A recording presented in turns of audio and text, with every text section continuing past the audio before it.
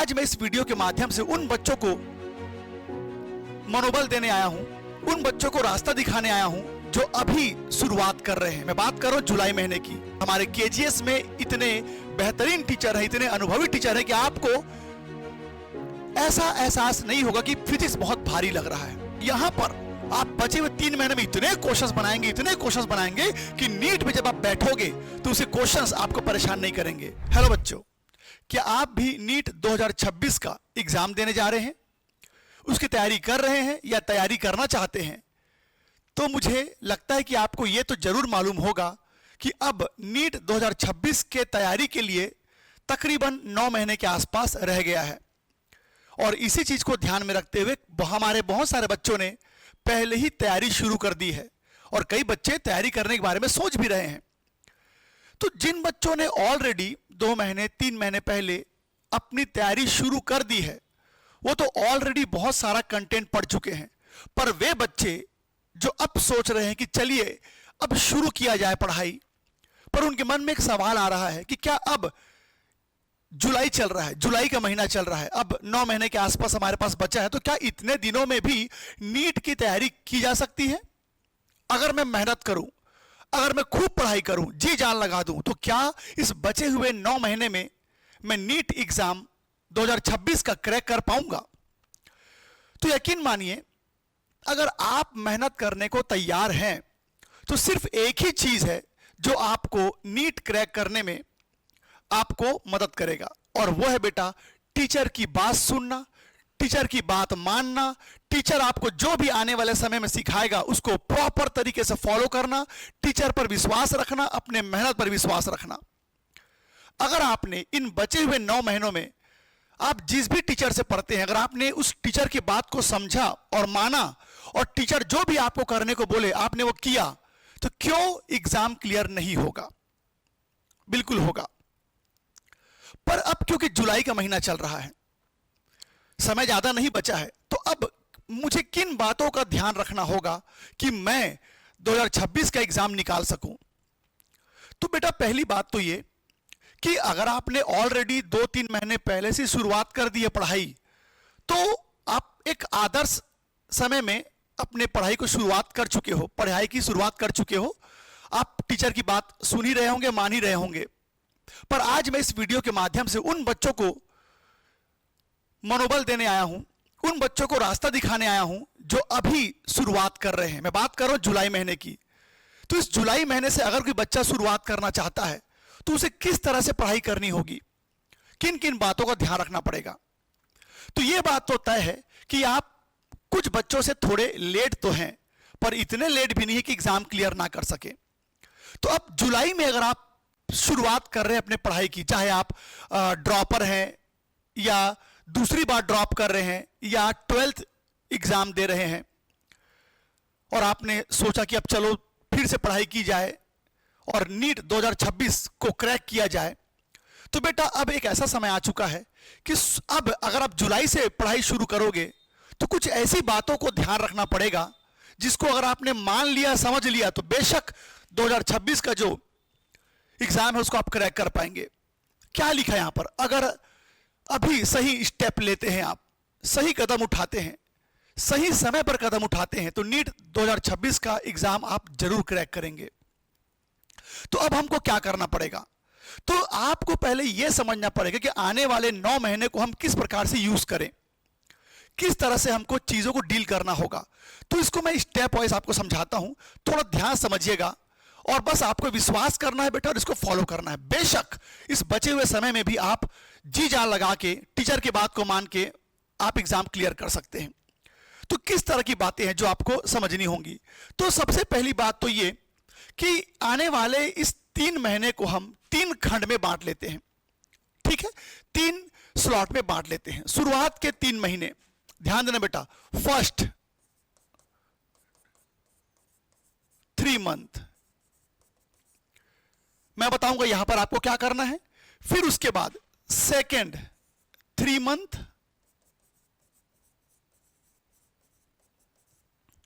और फिर आखिरी के 3 मंथ में आपको क्या करना है।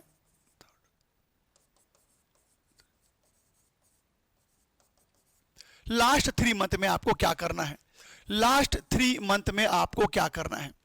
सबसे यहां पर जो कठिन जो समय होगा, जो सबसे तकलीफ देने वाला समय होगा, वो ये शुरुआत का 3 मंथ है।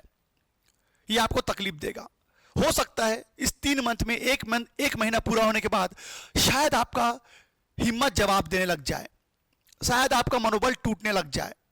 लेकिन अगर कोई आपको बताएगा ही नहीं कि आपके साथ आगे क्या क्या होने वाला है, अगर आपको पता ही नहीं है कि आगे आने वाले 9 महीने में आपके साथ क्या होगा, तो आपका मनोबल टूटना स्वाभाविक है।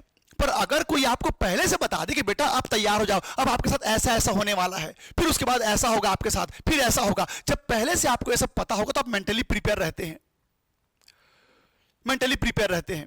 ये तो बिल्कुल वैसी ही बात हो गई ना कि मान लीजिए आप क्रिकेट खिलाड़ी हैं, एक बैट्समैन है, और आपको पता ही नहीं है कि अगला जो गेंद आने वाला है वो कितना टफ आने वाला है, यॉर्कर आने वाला है कि बाउंसर आने वाला है, आपको नहीं पता। तो आप घबराए हुए हैं, डरे हुए हैं, और शायद उस डर में आउट भी हो जाएंगे। लेकिन अगर सोचिए किसी ने बता दिया कि अगला बॉल जो है यॉर्कर आने वाला है या अगला बॉल बाउंसर आने वाला है, तो आप पहले से मेंटली प्रिपेयर हो जाएंगे उसको डिफेंड करने के लिए, अपनी तैयारी पहले से करके रखेंगे आप। ठीक उसी प्रकार मैं आपको आने वाले 9 महीने में 3 स्लॉट में आपके साथ क्या क्या होगा उसको एग्जैक्टली बताने वाला हूं। शुरुआत के जो 3 महीने सबसे कठिन होंगे। क्यों कठिन होंगे? क्योंकि एक ही बार में 3 सब्जेक्ट आपको पढ़ना है, फिजिक्स, बायोलॉजी, केमिस्ट्री, और क्योंकि टाइम कम बचा है तो आपको बहुत तेजी से पढ़ना होगा, बहुत सारी चीजें पढ़नी होंगी। तो यहां पर प्रॉपर तरीके से चीजों को समझना पड़ेगा कि आप बायोलॉजी को डायग्रामेटिकली याद करो, ट्रिक बना बना के याद करो, और ऐसा याद करो, ऐसा नोट्स बनाओ कि वो आने वाले तीसरे 3 महीने में भी मुझे वो याद रहे। तो बायोलॉजी एक ऐसा सब्जेक्ट होता है जिसको अगर बच्चा समझ लेता है ना बेटा सही तरीके से, तो उसको फिर बहुत दिनों तक चीजें याद रहती हैं और आखिरी में रिवीजन करना आसान होता है। तो बायो को ऐसा टारगेट बनाओ कि इतना सुंदर नोट्स बनाओ, ट्रिक्स बनाओ, लॉजिक लगाओ कि आपको 3 महीने बाद भी, 6 महीने बाद भी अपने नोट्स को देखो तो आपको याद आ जाए। तो बायोलॉजी में सबसे पहले क्या करना है आपको बेटा, प्रॉपर एकदम ट्रिक वाइज नोट्स बनाना है, डायग्रामेटिकली चीजों को डील कीजिए, आपको नोट्स बनाना है बेटा। ठीक, उसके बाद आता है केमिस्ट्री। तो केमिस्ट्री में जैसे ही टीचर कोई चैप्टर पढ़ाने वाला हो तो उसके पहले उस चैप्टर के बारे में पहले से थोड़ी जानकारी रख लेना, क्योंकि टाइम कम बचा है। टीचर हो सकता है एकदम बेसिक आपको ना बताए, आगे चलना है, हमें बहुत सारी चीजें पढ़नी है, तो बेसिक बताने का समय नहीं रहता। तो जो 3 महीना है इसमें सिर्फ टीचर के भरोसे बैठ जाओगे ना तो इस दूसरे स्लॉट में पहुंच नहीं पाओगे। तो केमिस्ट्री एक ऐसा सब्जेक्ट है जिसमें आपको टीचर के किसी चैप्टर को पढ़ाने से पहले ही उस चैप्टर के बारे में थोड़ा बहुत पढ़ के रखना होगा। जैसे इनऑर्गेनिक, टीचर कहता है कि अब मैं इनऑर्गेनिक पढ़ाऊंगा, तो पहले से आप आवर्त सारणी, पीरियोडिक टेबल पढ़ के रखो, atomic mass, atomic number, electronic configuration, group के प्रॉपर्टीज थोड़े बहुत पढ़ के रखो। टीचर कहता है मैं ऑर्गेनिक पढ़ाऊंगा, तो समय निकाल के संडे को, सैटरडे को, नाइट को ऑर्गेनिक के बेसिक्स पढ़ लो। तो ऐसे अगर आप पहले से थोड़ा प्री तैयारी करेंगे तब टीचर के साथ चल पाएंगे, वरना टीचर तो तेजी से भागेगा, उसकी मजबूरी है, उसके पास 9 महीने हैं, वो आपके लिए रुकने वाला नहीं है। तो आप टीचर के साथ साथ कैसे दौड़ पाएंगे? तो तैयारी खुद से भी करनी होगी आपको। उसके बाद आता है बेटा फिजिक्स। जो बच्चे लेट में क्लासेस शुरू करते हैं उनके लिए थोड़ा सा फिजिक्स कठिन होता है, हाँ, पर हमारे केजीएस में इतने बेहतरीन टीचर हैं, इतने अनुभवी टीचर हैं कि आपको ऐसा एहसास नहीं होगा कि फिजिक्स बहुत भारी लग रहा है। फिर भी एक टीचर होने के नाते, और मैं खुद भी एक बायोलॉजी का स्टूडेंट था, तो फिजिक्स का एक फोबिया होता है बच्चों के मन में, मैं जानता हूं।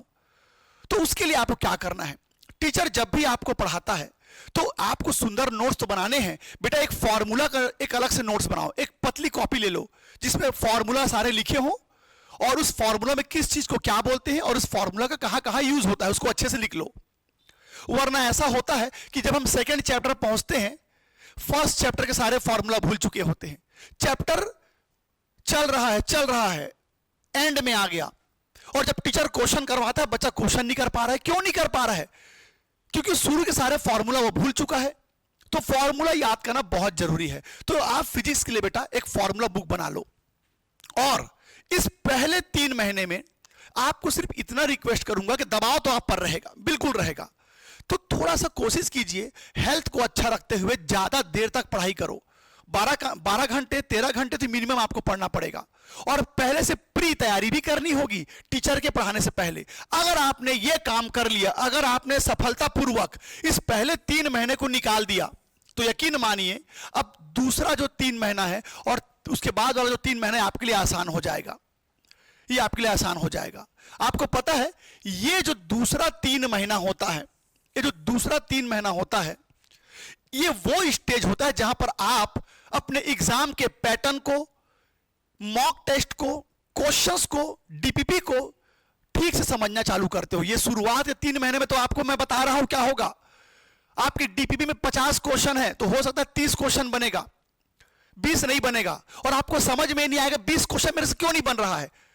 आप टीचर पे शक करोगे, खुद पे शक करोगे कि 3 महीना हो गया, मेरे सामने 100 क्वेश्चन है पर मैं बना क्यों नहीं पा रहा हूं। तो बेटा अब सुनो, डीपीपी के जो क्वेश्चंस होते हैं या पुस्तक में दिए हुए जो क्वेश्चंस होते हैं, शुरू में पूरे क्यों नहीं बनते, ये कोई आपको बताया है कि नहीं बताया मुझे नहीं पता, पर मैं जो बता रहा हूं एकदम 100% सच्चाई है। एक्चुअली कोई भी सब्जेक्ट में कोई भी एक चैप्टर इंडिविजुअल नहीं होता, वो दूसरे चैप्टर से भी जुड़ा हुआ होता है। तो केमिस्ट्री में अगर आप कोई चैप्टर पढ़ रहे हैं तो उसमें कुछ ऐसे लॉजिक होंगे जो आगे किसी और चैप्टर में अच्छे से आपको बताए जाएंगे। तो इस चैप्टर में मान लीजिए शुरुआत के 3 महीने में कोई चैप्टर आपको पढ़ाया जा रहा है, तो 20 क्वेश्चन अगर आपसे नहीं बन रहे 100 क्वेश्चन में से, तो समझ जाना जब यहां पहुंचोगे आप तो वो क्वेश्चन बनने चालू हो जाएंगे, क्योंकि यहां पर आपको वो सब पढ़ाया जाएगा जो शुरुआत के 3 महीने में वो जो 20 क्वेश्चन जो आपसे नहीं बने थे उससे संबंधित चीजों को यहां पर पढ़ाया जाएगा। तो बेटा याद रखना, शुरुआत के 3 महीने में बहुत हताशा होता है, क्योंकि हम जब क्वेश्चंस बनाते हैं तो 80% 60% क्वेश्चन हमसे बनता है, और 40% क्वेश्चन जब नहीं बनता तो डर लगने लगता है। हम खुद पे शक करते हैं, टीचर पे शक करते हैं, टीचर ठीक से नहीं पढ़ा रहा है क्या, क्वेश्चन तो नहीं बन रहा है। पर बेटा जो 40% क्वेश्चन शुरुआत के 3 महीने में आपके पुस्तक में दिया है, वो कहीं ना कहीं आगे आपको जब पढ़ाया जाएगा और जब दोबारा इस दूसरे स्लॉट में आओगे और फिर जब उस बचे हुए क्वेश्चंस को बनाने जाओगे आपसे बन जाएगा। तो यह समय होता है, यह समय होता है खुद के मूल्यांकन का, यह समय होता है टीचर के बताए हुए चीजों को सही साबित करने का, यह समय होता है क्वेश्चंस के पैटर्न को समझने का, मॉक टेस्ट को समझने का, नीट को समझने का। और यहां पर अगर आपने सही तरीके से सरवाइव कर लिया तो आखिरी का 3 महीना बेटा ये फायर होगा, आग लगी होगी इस आखिरी के 3 महीने में। पर याद रखना यहां पहुंचने से पहले ये 2 स्टेज आपको सफलतापूर्वक पार करना होगा। तो ये जो स्टेज होगा ये होगा बेटा क्वेश्चंस का, क्वेश्चंस का भयानक क्वेश्चंस आपको बनाने हैं। यहां पर सिलेबस हमारा लगभग खत्म होने को होगा या खत्म हो चुका होगा। तो क्या करोगे, क्वेश्चंस बनाओगे, फिर शुरू से क्वेश्चन बनाओगे। नए क्वेश्चंस कहां से लाओगे, नए क्वेश्चंस कहां से लाओगे, तो जो क्वेश्चंस आपने बनाए हैं उसी को फिर बनाओ और कुछ नए क्वेश्चंस को ऐड ऑन करते चले जाओ। तो ये जो क्वेश्चन है बेटा, ये जो तीसरा स्लॉट है, इसमें अगर आपको ढेर सारे क्वेश्चंस बनाने का मौका मिले तो बिल्कुल बनाइए, बार बार टेस्ट दीजिए, फुल लेंथ टेस्ट दीजिए। तो ये जो स्टेज है ये होता है बेटा एकदम क्वेश्चंस बनाने का समय। और यहां पर आप बचे हुए 3 महीने में इतने क्वेश्चंस बनाएंगे, इतने क्वेश्चंस बनाएंगे कि नीट में जब आप बैठोगे तो उसे क्वेश्चंस आपको परेशान नहीं करेंगे। तो ये जो तीसरा जो स्लॉट है जो मैंने आपके लिए तैयार किया है, ये है क्वेश्चन बनाने वाला स्लॉट। और क्वेश्चंस कहां से लाएंगे उसकी चिंता मत कीजिए, हमारे सारे टीचर्स आपको क्वेश्चंस प्रोवाइड करते रहेंगे और पुराने क्वेश्चंस भी आपको प्रैक्टिस करना है। तो अगर आपको ये बातें समझ में आ गई हैं और आप अभी जुलाई में हैं और बचे हुए 9 महीने में तैयारी करना चाहते हैं तो बस इन चीजों को फॉलो करो। अब यहां पर एक समस्या और है, अब यहां पर एक समस्या और है कि सर जुलाई आ चुका है और सभी कोचिंग सेंटर में ऑलरेडी क्लासेस 2 महीने 3 महीने पहले ही शुरू हो चुके हैं।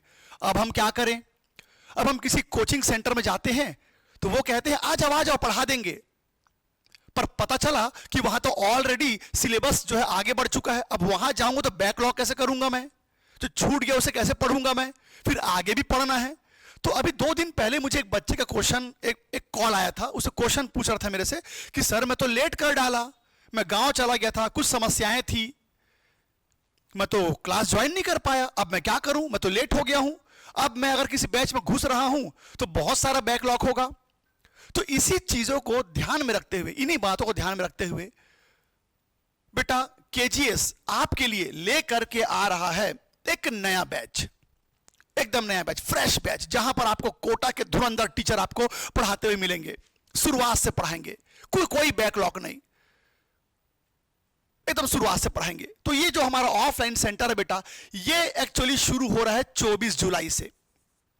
24 जुलाई से तो आप हमारे जो संस्था है वहां जाकर के एक बार इंक्वायरी कर लो, देख लो, समझ लो, क्योंकि अभी भी देर नहीं हुई है।